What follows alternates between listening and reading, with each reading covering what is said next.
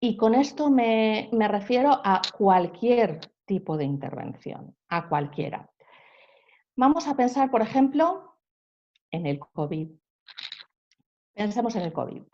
Si no sabemos lo que tenemos delante, a qué nos estamos enfrentando, si no sabemos qué es lo que está pasando, si no sabemos identificar los síntomas de lo que está pasando, si no sabemos distinguir lo que son los síntomas importantes de los secundarios o que son debidos a otros motivos, a veces no es simplemente que sean secundarios, sino que son debidos a otros motivos que pueden ser otro trastorno u otro problema. Si no averiguamos por qué está pasando eso, cuál es el origen, la etiología, los desencadenantes de ese problema que tenemos delante, si no sabemos identificar cuáles son las estrategias que tiene el organismo para luchar ellos mismos sin necesidad de nuestra ayuda contra el problema, o qué comportamiento del sujeto le ha llevado a padecer el problema, o qué déficits le pueden hacer más vulnerable hacia el problema, y a todo esto hemos cogido el COVID, pero podríamos haber elegido como problema la recesión económica que va a venir después del COVID o un problema de ansiedad. Si no sabemos qué tenemos delante, no vamos a saber qué hacer con ese problema que tenemos delante. E incluso a lo mejor las estrategias que pongamos en marcha no van a funcionar. Y en cualquier caso, lo peor no sería que no funcionaran, sino que fueran peor el remedio que la enfermedad, fueran peores que no haber intervenido. ¿Vale? Esto ocurre, ya os he puesto el ejemplo del COVID, pero ocurre con cualquier tipo de problemas. ¿Vale? Por ejemplo, vamos a imaginarnos un trastorno mental, una situación con la que yo me estoy encontrando actualmente en la práctica. Un adolescente que hasta el momento ha tenido un excelente rendimiento académico y que después de la noticia de la suspensión de las clases por el COVID, de la posibilidad de aprobado general y la incertidumbre ante la realización de la prueba de acceso a la universidad, de la EBAU, aquí en España, ha iniciado sintomatología ansiosa con preocupaciones recurrentes, ha perdido el apetito, ha disminuido incluso de manera importante su ingesta, es pesimista, es decir, tiene una visión negativa acerca del futuro y está preocupada por qué va a pasar con su acceso a la universidad del próximo curso. ¿Vale? En este caso, tenemos que tener muy claros cuáles son los síntomas principales, lo que yo os decía antes, saber separarlos de cuáles son los secundarios, porque no vamos a tratar igual si el problema que presenta esta adolescente es un problema de ansiedad o es el inicio de un trastorno de la conducta alimentaria, que podría ser también, o un trastorno depresivo. ¿Cuál ha sido el origen de ese problema que presenta la adolescente? Porque tampoco vamos a tratarlo igual en función de cuál haya sido el origen. Si el origen, por ejemplo, ha sido específicamente la situación de confinamiento y estas noticias que son un poco ambivalentes o que provocan incertidumbre en ella, no va a ser lo mismo que si esto ha sido la gota que ha colmado el vaso y ya había sintomatología previa. ¿Vale? También tendremos que averiguar en esta adolescente qué estrategias tiene ella misma para poder resolver el problema, ¿vale? Si no interviniéramos nosotros. Y qué comportamientos le han llevado también al problema. Imaginaos, por ejemplo, que es una adolescente que es hipercontroladora, que es perfeccionista, pues evidentemente eso va a influir también a la hora del tratamiento y probablemente en estas características de personalidad también vamos a tener que intervenir, ¿vale?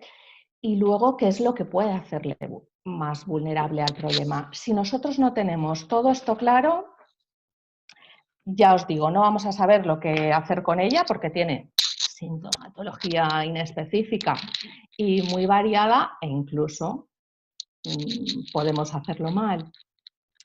Con lo cual, por muy buenas que sean las técnicas que vamos a utilizar y muy bien que las hayamos puesto en práctica, si no hay una buena evaluación y por tanto un buen diagnóstico, el tratamiento no va a ser eficaz.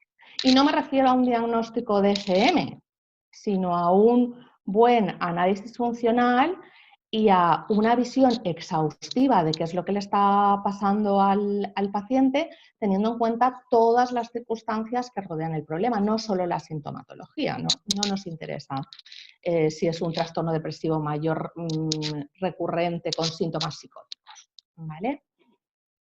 Bueno, esto nos lleva a un punto que yo no me voy a cansar de repetir en todas las sesiones que imparto yo, y es que la evaluación y, por supuesto, la intervención tienen que ser individualizados, ¿vale?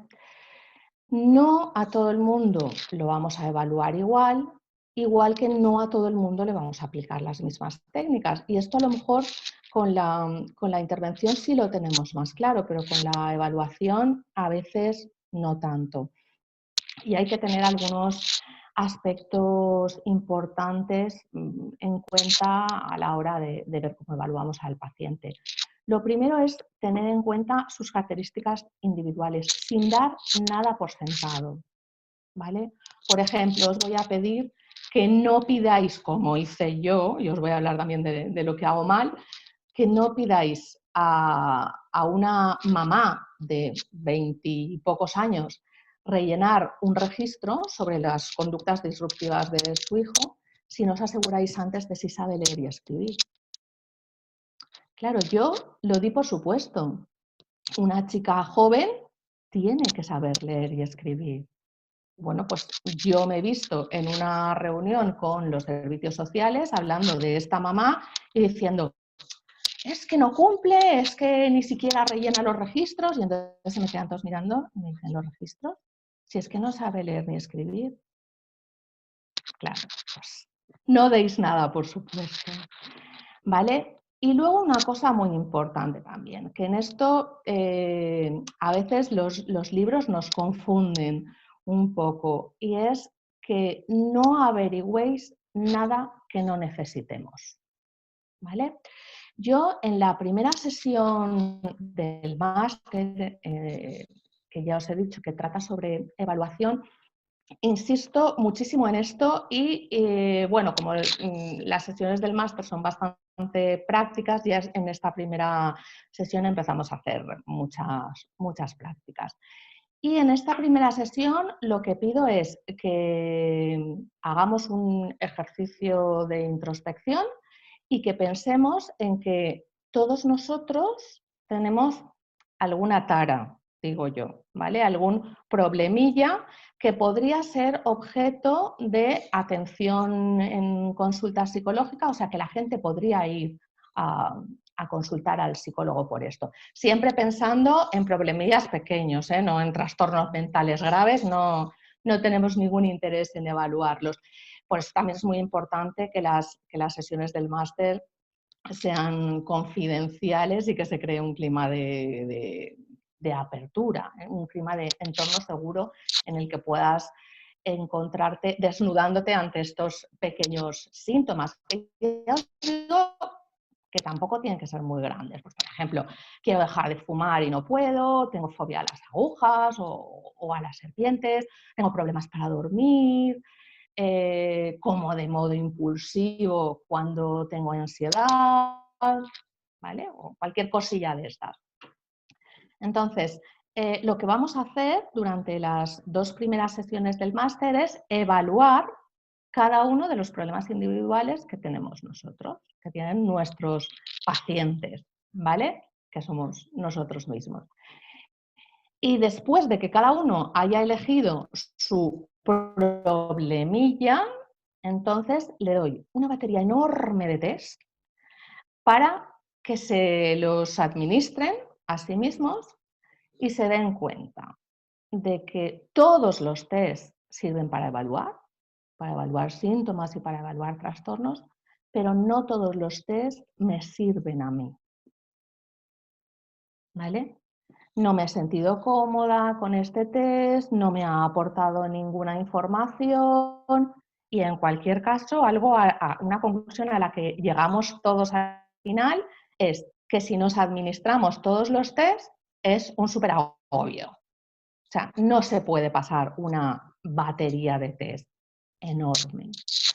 Pero sí que es verdad que de alguna manera hay que evaluar, ¿vale? Y no solo con la entrevista, porque a veces la entrevista es limitada porque nosotros no preguntamos cosas, porque las damos por hecho y porque ahora os diré que hay otros, bueno, que yo he visto en mi práctica clínica, que hay otros métodos que ayudan más al paciente a poder sacar algunos síntomas o algunos problemas. ¿Vale? Y aparte de esto, hay que tener también muy en cuenta la motivación del paciente, ¿vale? En un principio, la mayoría de los pacientes vienen de modo voluntario a terapia. Los adultos suelen venir voluntariamente y los padres traen a los niños involuntariamente, pero en muchas ocasiones ellos son una parte muy importante del problema y por lo tanto de la solución. Y ellos sí que vienen voluntariamente. Aunque esto también tendríamos que hablarlo largo y tendido porque algunas veces la motivación de los padres, y te lo sueltan tal cual, así es, vale, ahí te dejo el regalito y una vez me lo hayas arreglado, me lo devuelves. Y además lo dicen así, lo dicen literal. Hay algunos papás que a mí me dicen, ¿no te lo llevarás a tu casa un tiempo? Y yo digo, es que yo soy terapeuta, no soy mamá, ¿vale? Bueno, en cualquier caso, la mayoría de las veces cuando los pacientes vienen ya han hecho algún tipo de cambio, ¿vale? Al menos han hecho un mínimo de introspección, saben por qué vienen, aunque el problema por el que vengan no siempre sea luego el problema principal, pero ellos saben por lo que vienen. Y incluso en algunas ocasiones ya han hecho algo, han intentado algo por lo que ya se ha iniciado la intervención. En mindfulness se dice, como tenéis ahí, que el maestro llega cuando el alumno está preparado.